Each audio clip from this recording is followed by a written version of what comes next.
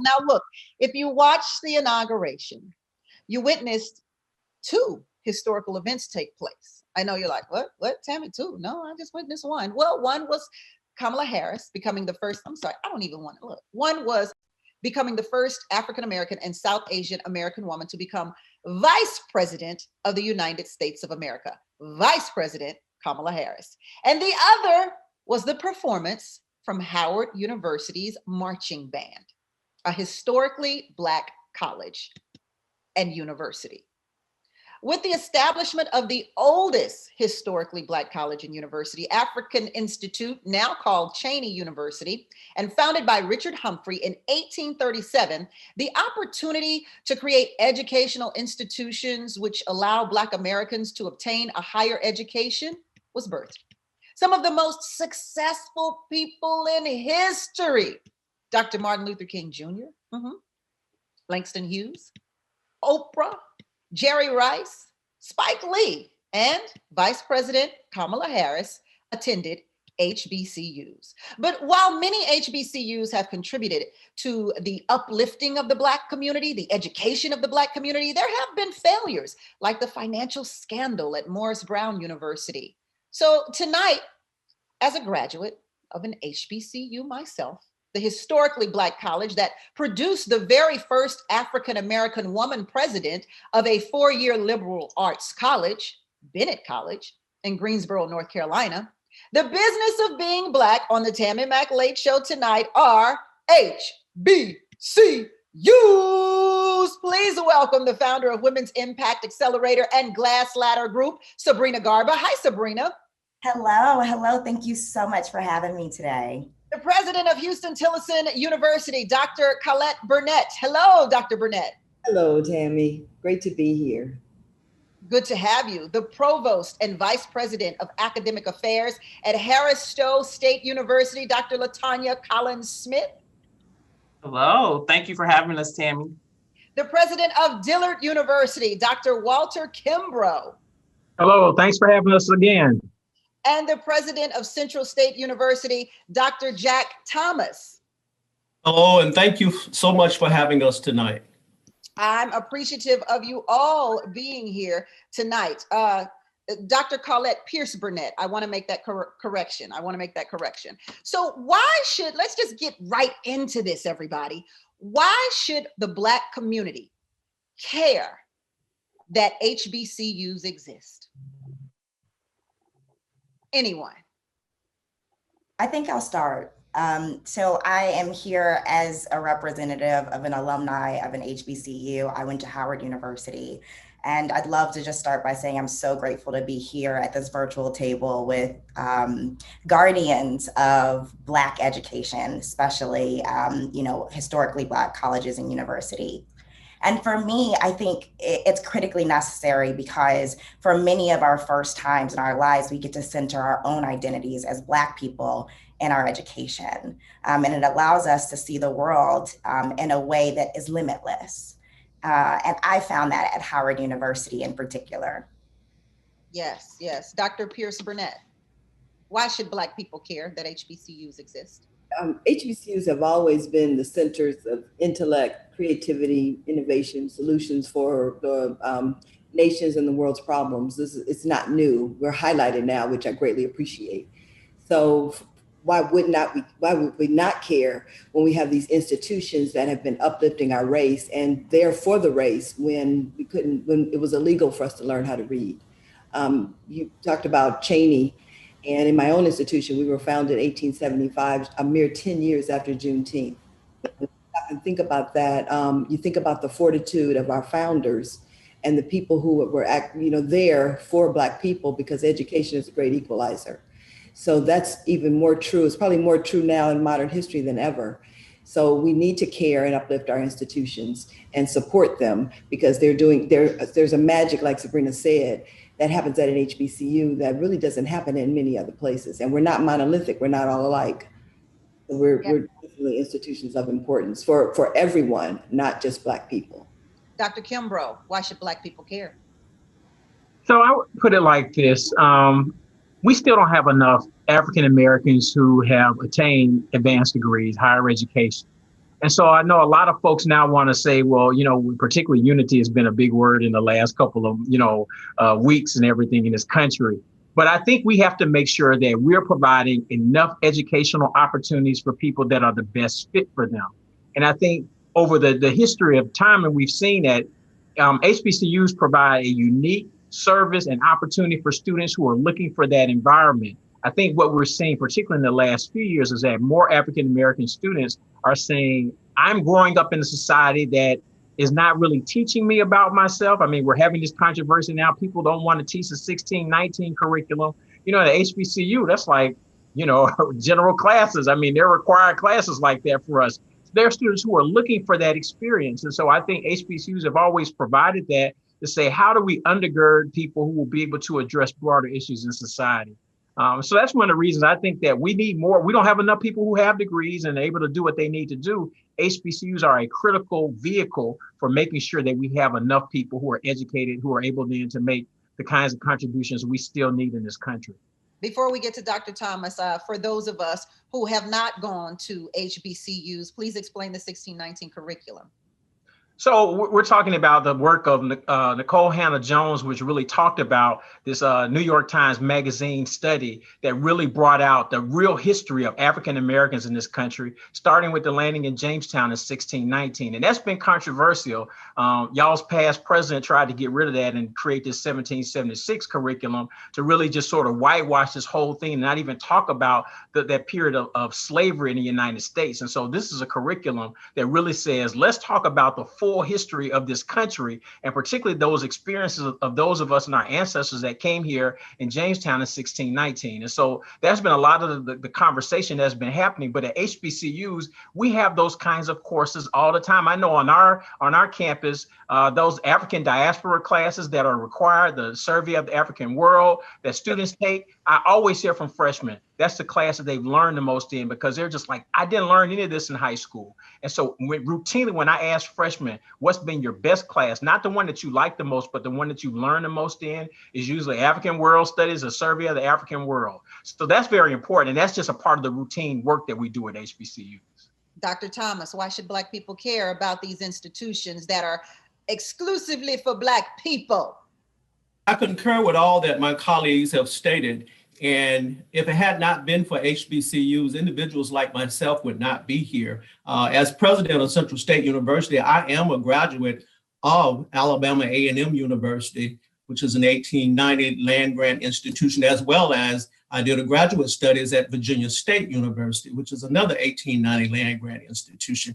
And if it had not been for these kinds of institutions, people like myself would not have had access. And that's the reason mostly HBCUs were created. And also they transform lives, and they take students from where they are and help to change their lives and help them to upper mobility to social, in terms of their socioeconomic status. So we take students from where they are and we help them to transform them and to get them to where they need to be so that they can go on into graduate and professional school and into their careers and be productive citizens. So we're very proud of our HBCUs. And let me say that for the past 15 years, I have spent my time at PWIs, which are predominantly white institutions. But it's important to say that you get something from HBCUs that you don't get from anywhere else in terms of that nurturing kinds of things that we give to our students in terms of with our faculty and staff, and as well as administrators in mentoring our students and telling them that they can be successful and that they can succeed, and they go out and be productive citizens in their careers. So HBCUs are very much needed.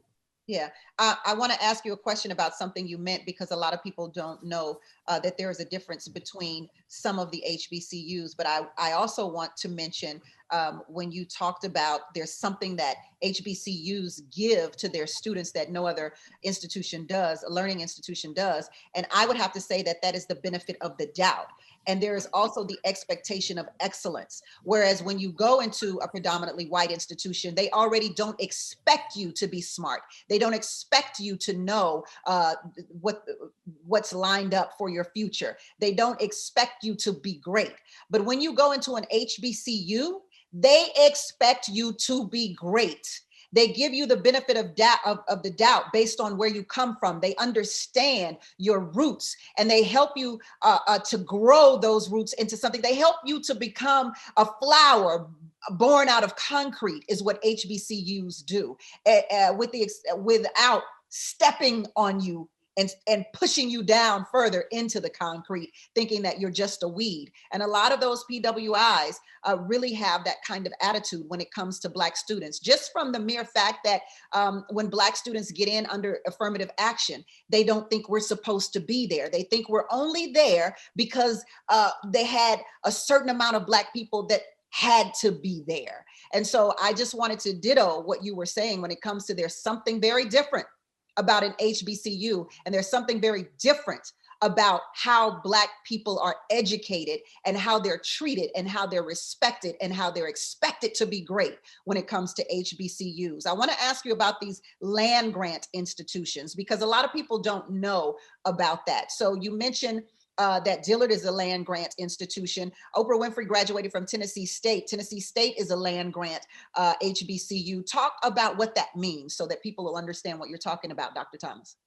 Central State University is an 1890 land grant institution where it also, their predominantly white institutions are 1862, but 1890s were created to represent and accept African-American people of color, where they did not have that opportunity. And we focus on agriculture, the STEM areas, as well as extension and research. And that's basically what our 1890s are. And there are about, I think about 12 1890 land grant institutions in the country today. And we're the only 1890 land grant institution in the state of Ohio. And we're the only public historically Black institution in the state of Ohio. I want to go back to something you said earlier in terms of how our people of color are treated. And we have a saying that says that you want to be in a place where you are celebrated rather than tolerated. I just wanted to add that. Yes, Dr. Colin Smith, I want to know, why should Black people care about these historically Black colleges and universities? Well, I like to just kind of piggyback and pull everything together. I think that everyone deserves an opportunity to have an education that prepares them for success. And that is exactly what HBCUs does. They prepare you for success. Dr. Thomas spoke a little bit about the atmosphere. At an HBCU, you're going to have a supportive atmosphere in the community. There's diversity, affordability, the alumni support and networking, supportive faculty, pride. HBCUs offer an opportunity for you to be a part of the nation's rich cultural history. So that is why I believe that individuals should look at HBCUs and consider HBCUs. Well, we're going to consider taking a commercial break real quick. Welcome back to the Tammi Mac Late Show on Fox Soul. Hi, everybody. This is a great show tonight. It is all about historically Black colleges and universities, which I am a proud graduate of Bennett College, a 4-year presidential scholar. So if it were not for Bennett College, I don't even know if I'd have gone to college. I didn't even pay for it, you know? So if you want more Fox Soul content, you can subscribe to our YouTube channel and make sure you hit that notification bell so you can get all the best updates on new videos and live shows. And don't forget to hit that thumbs up button and tell us how you feel in the comments section. Tonight, joining us is founder of Women's Impact Accelerator and Glass Ladder Group, Sabrina Garber, the president of Houston Tillotson University, Dr. Colette Pierce Burnett, the provost and vice president of academic affairs at Harris Stowe State University, Dr. LaTonya Collins Smith, the president of Dillard University, Dr. Walter Kimbrough, and the president of Central State University, Dr. Jack Thomas. So I know, Sabrina, you wanted to talk about, before we left, I talked about, I guess I went on my little soapbox here. But we talked about the differences in what a historically Black college and university can give a Black person versus what a predominantly white institution could. And you wanted to speak on that. Yeah, I love a good soapbox, Tammy. I just have to tell you that. And one thing I know and I've experienced for sure is that PWIs just aren't prepared to help us to deal with the societal realities of what it means to be Black. And so, in addition to the idea around intolerance, there is a conversation around where Black people belong in society. So, for me in particular, going to Howard actually showed me the difference between where I'm often told I belong in society and where I actually deserve to be. And that chasm is so deeply great when you actually step back and see it. But institutions like those led by the individuals we're on this in the show with, as well as Howard University, show you that that chasm can be filled with limitlessness and greatness. And it's only through that extra care that comes with understanding what it means to be Black in this country. Yes. HBCUs have a history of greatness.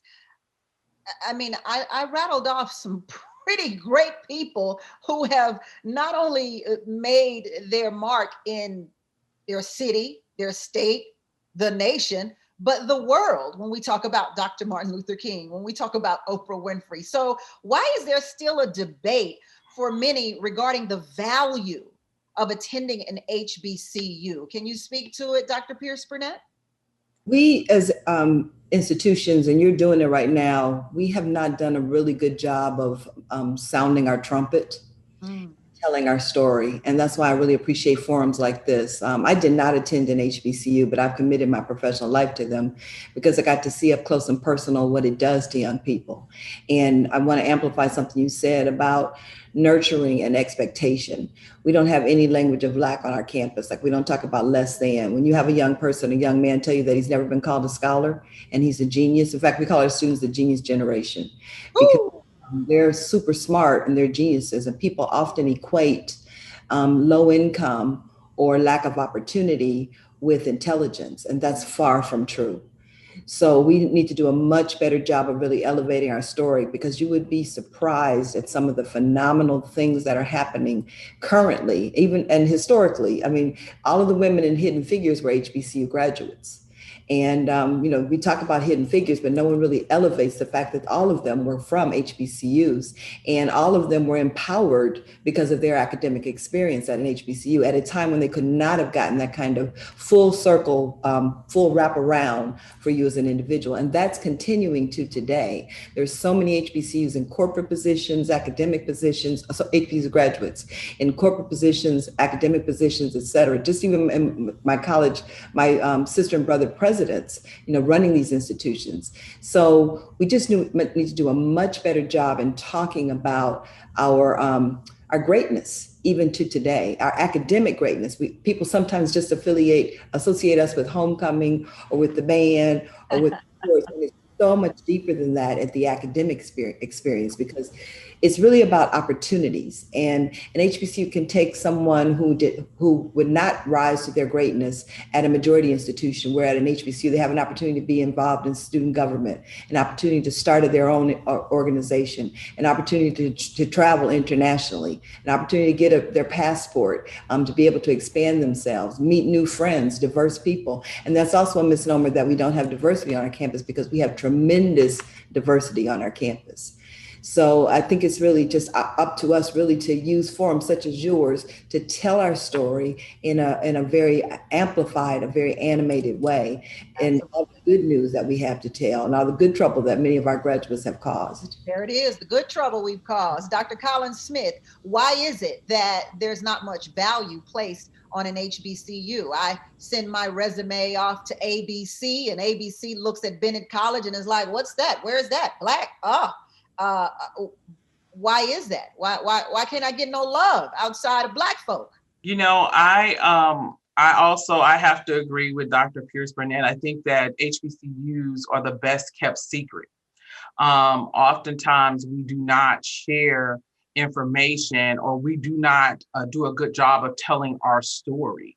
Much like Dr. Pierce Burnett, I did not attend an HBCU. However, I like to say that an HBCU, working at an HBCU is what helped me to find my purpose and my passion after serving in another career for 21 years. And so where else can I go and see myself every day other than an HBCU? And so I think that we have not done a really good job of sharing our story and telling our story, and also sharing our successes, because HBCUs, they grow success. That is exactly who we are. Where else can you go and you're a diamond in a rough, and you come to an HBCU and you wind up, when you leave, you're polished and you're ready to tackle the world. So I think, much like Dr. Pierce Burnett, that is the problem. We have not really shared our story. And I think that what better time than this than to share our story, because this is now is our time to be able to shine and to share our story. The world now knows, they have seen it this last election season, what products of HBCUs can do. And so this is our time to shine. And I appreciate you for allowing us that opportunity to do so. Dr. Kimbrough, I'm like Rodney Dangerfield over here. I get no respect. I come from an HBCU. Where's my respect? Why don't they respect us, Dr. Kimbrough? You know, nobody remembers Rodney Dangerfield. How are you? I thought you would, though. You know, I do, but still, we got to come up with somebody else. But I appreciate it. Okay. Well, I'm going to look at it two different ways. Part of it is our fault, okay? Prior to Brown versus Board and into the early 1960s, there really weren't any other opportunities for African Americans. My dad grew up in Atlanta. He went to Morris Brown because he couldn't go to the University of Georgia, where I went. The University of Georgia wasn't integrated until 1961 by court order. So he didn't have an opportunity. And so what happened is that we were the only game in town. Early 1960s, 95% of African Americans who went to college went to HBCUs. Then, particularly when Southern universities started to integrate 60s and 70s, that number shifted. So by mid, 2000s, 2010 or so, we only have 8% of all Black college students. So part of it was when this shift started to happen, we didn't aggressively recruit young people. Take myself, once again, grew up in Atlanta. I went to Benjamin Mays High School, named after the famous president of Morehouse College, the mentor of Martin Luther King, Dr. Benjamin Mays. I believe Dr. Mays was the greatest college president ever. My son is named Benjamin after Benjamin Mays, okay? When people meet me and they hear I'm from Atlanta, they automatically assume you went to Morehouse. And I tell people, Morehouse did not recruit me. Even though I went to Mays High School, I was student body president and number 2 in my class. And I should have been number 1. I got cheated, but that's a whole nother story. Okay. Okay. We just took our foot off the gas. It was fraud, Dr. Kimbrough. It was rigged. It was rigged. So anyway, so you had a generation of people who had these other opportunities. And so I had the Ivy Leagues contacting me. Cornell was like, you can come to Cornell. All these other places. So that was part of it. The second part of it is the culture of Black folks, that sometimes we still believe that ice is colder. And so we still deal with students today and families that say, let me go to LSU because they got the new buildings. They got the big football team. I'm like, you playing football? So what does that mean? That doesn't mean anything to you. So they get caught up in the stuff and they feel like they're missing out on certain things when the fit is really better for them at the HBCU. And so what is happening is that we're seeing more and more of our young people go to places and get chewed up, and nobody even pays attention to how they're just disappearing. And so those graduation rates for Black students haven't gone up. We actually now have fewer Black students even going to college now. So we're misadvising people because a lot of us have bought into, oh, it's a big white school. They have more stuff. It's a better institution. So those are two things that we have to reverse. One, we've got to make up ground, and we've got to aggressively go after those valedictorians and salutatorians and the top people in the classes. And we can't just assume that they're going to the flagship or the Ivy. We got to go after them like we would anybody else. And then the second thing, as a people, we got to stop devaluing the stuff that we have. And just because you don't have the biggest brand name and the newest this, it means it's less quality, because that's not what it means. So those are the two ways that I look at it that we've got to really address on those fronts. Yeah. Dr. Thomas, is the white man's ice colder? Absolutely not. here, I think that we have to respond to, there's a perception out there, and we have to be responsive as to how we're going to shape and tell our own story. And I agree with my colleagues of what they have already stated. We got to tell the story, the HBCU story. And I often tell the story about, I was a first generation college student going to an HBCU. And I grew up on a small farm in the state of Alabama, and in Lowndes County, Alabama, which sits between Selma and Montgomery, Alabama, where the Civil Rights March came through our county. And I was a little boy at that time when Dr. King was killed. However, my mother said to me at an early age, she said, I want you to finish high school and I want you to go to college. Somebody has to do something a little different from what your father and I had to do, because they had to work in the fields and deal with the tumultuous battles of civil rights. So I did what my mother said. She's up in heaven right now, looking down on me today, but I did what she told me to do. And I think because of programs like this, forums like this, to discuss these kinds of activities and opportunities, I think that's critical, particularly today and what we're facing today. And as an HBCU president, it is my duty to contribute to the national dialogue about the future of HBCUs. When you look at Central State University, you look at greatness, and that's what I tell people here. The chair of the Congressional Black Caucus is Joyce Beatty. She's a proud graduate of Central State University. And I can go on down that list naming outstanding people who have been successful and who have had a great impact on this nation and the world. And so I think we have to tell that story and go against that negative perception that people have about HBCUs. And I say be proud from whence I'm proud of from whence I have come. And I think that we have to continue to tell that story.